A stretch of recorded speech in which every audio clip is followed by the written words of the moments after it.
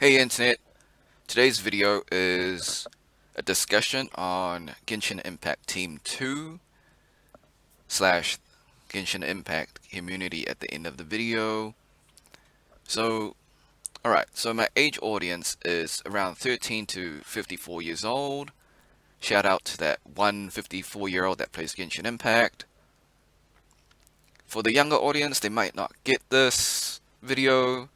For the 18 to 20 something year olds, this is sort of like the behind the scenes, I guess, of miHoYo Genshin Impact Team 2.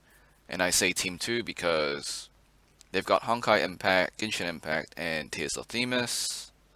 So we just call them Team 2.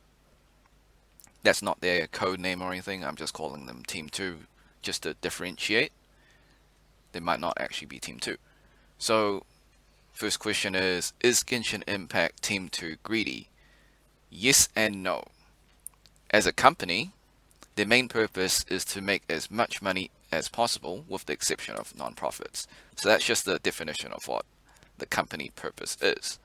So effectively, yes, but at the same time, I think they aren't business savvy.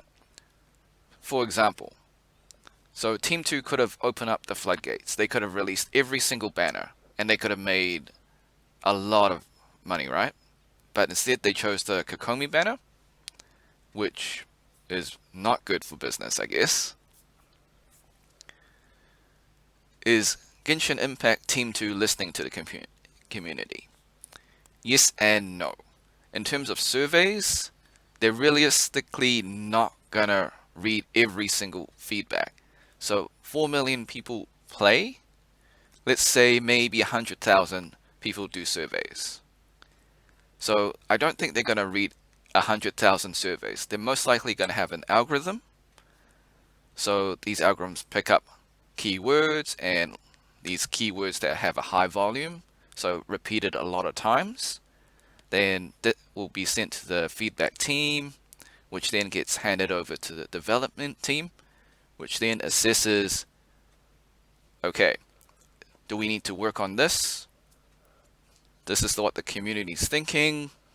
Is this a priority for us? Is this going to cause problems for sales? So they discuss all that stuff.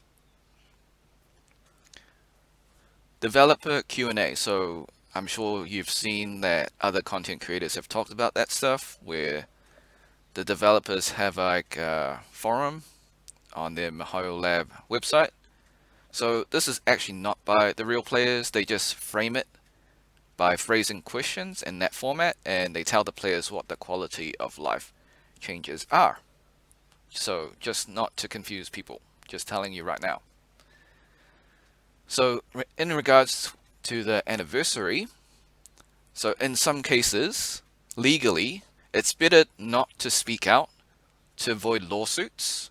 I totally disagree with this, but I understand why they're not fully making a statement.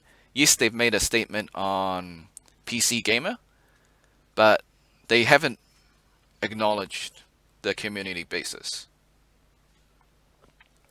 So it's definitely for legal reasons. Bugs. How come it takes a day to patch some and takes months to patch others? So in terms of bug teams, there's two bug teams. And well, there's two or more actually. So Genshin Impact Operations Team. So you guys have seen that in the mail system. That's where they hastily gave out the anniversary awards. So that's the emergency team.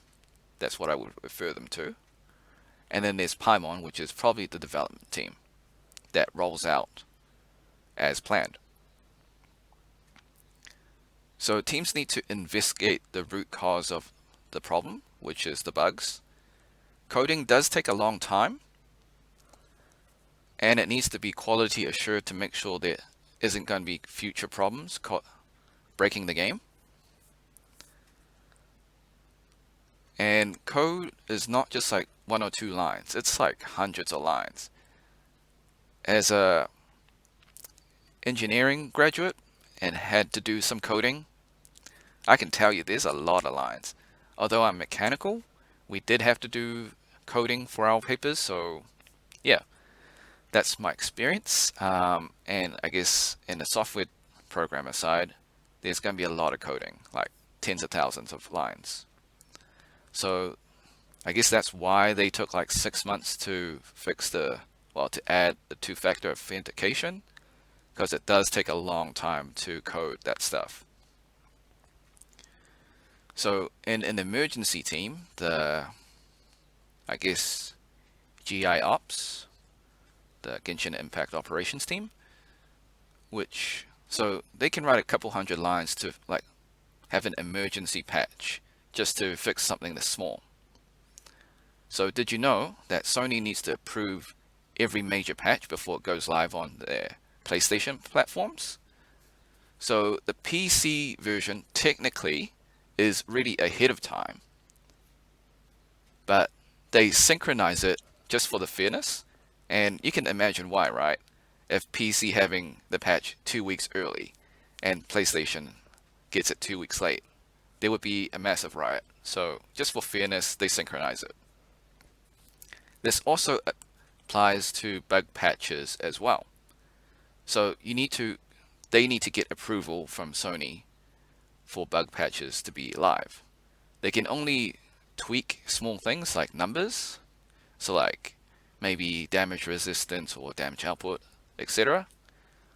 Another reason or another thing that they can do without approval is if the game is causing serious health issues, they can fix it immediately without getting the approval of Sony, such as the game causing seizures or other serious health effects.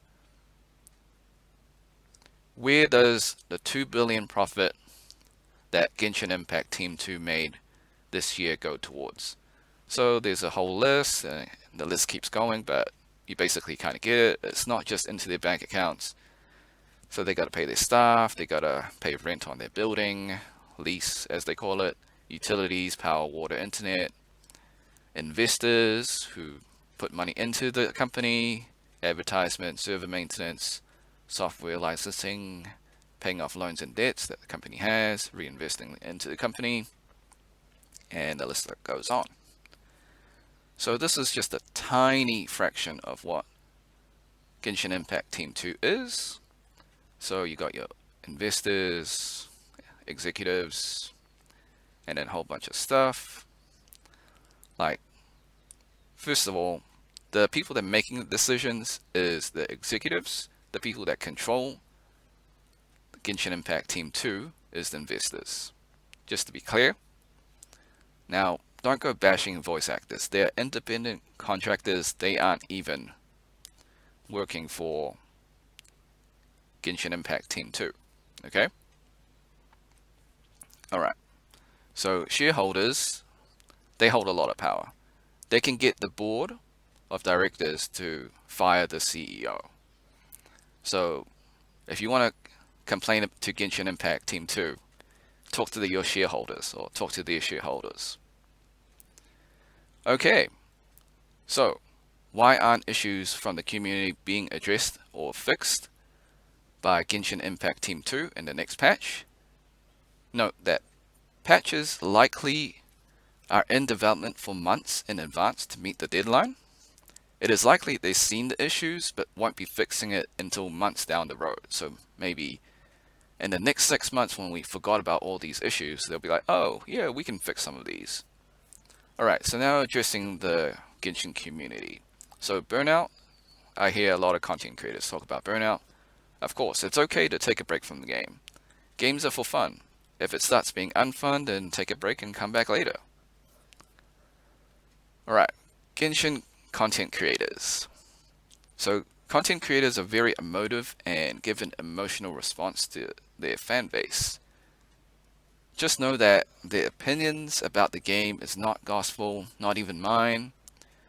Make up your own opinion and don't let them try and, I guess, like fool you into what their opinion is.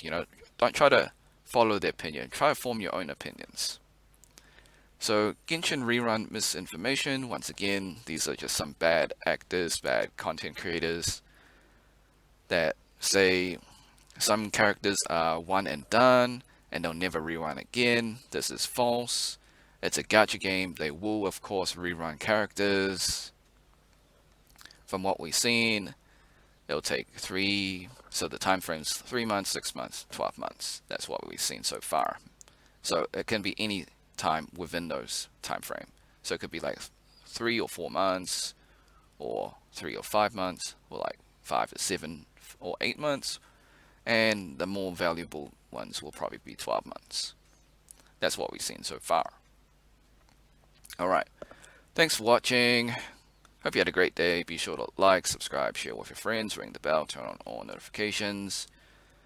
Leave a comment on what you think about this discussion about Genshin Impact Team 2.